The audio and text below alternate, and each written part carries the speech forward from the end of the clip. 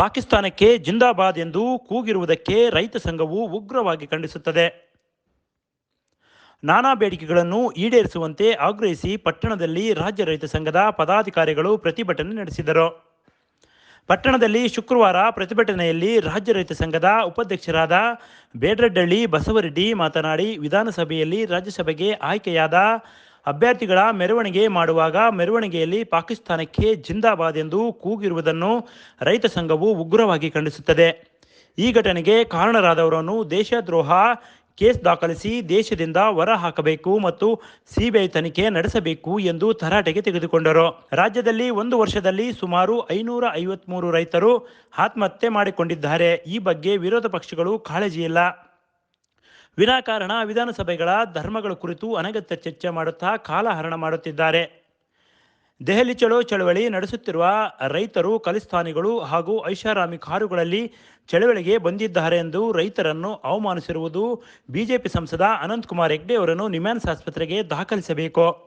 BJP ಪಕ್ಷವು ಇವರನ್ನು ಉಚ್ಚಾಟಿಸಬೇಕು. ದೇಶದ ಸೈನಿಕನಿಗೆ ಯಾವ ರೀತಿ ಸೌಲಭ್ಯ ಕೊಟ್ಟಿದ್ದಾರೋ ಅದೇ ರೀತಿ ಅನ್ನ ಹಾಕುವ ರೈತನಿಗೂ ನಮ್ಮನ್ನು ರಕ್ಷಣೆ ಮಾಡುವ ಪೊಲೀಸರಿಗೂ ಕೇಂದ್ರ ಮತ್ತು ರಾಜ್ಯ ಸರ್ಕಾರಗಳು ಸೌಲಭ್ಯ ಒದಗಿಸಬೇಕು ಎಂದು ಒತ್ತಾಯಿಸಿದರು.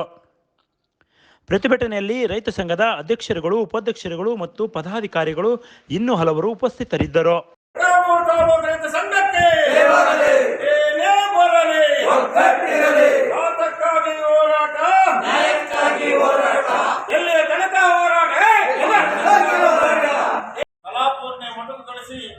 ಯಾವುದೇ ತೀರ್ಮಾನ ನಿಟ್ಟಿನಲ್ಲಿ ಇವತ್ತು ನಮ್ಮ ಸಮಿತಿಯನ್ನ ವಿಧಾನಸಭೆಯನ್ನ ಅಮಾನತಲ್ಲಿಟ್ಟಿದ್ದಾರೆ.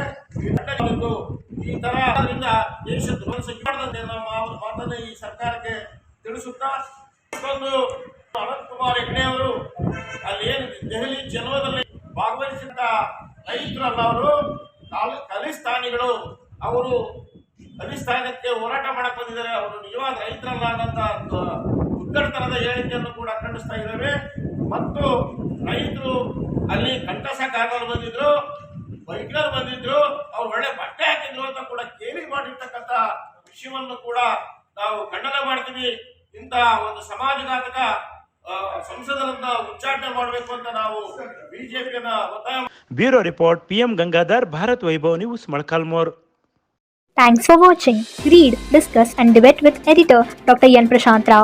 Wanted reporters in print, digital and visual media for Bharat Vaibhav Daily Newspaper, BV News Channel and BV Fast Web News from all the talukas of Karnataka. If interested, send your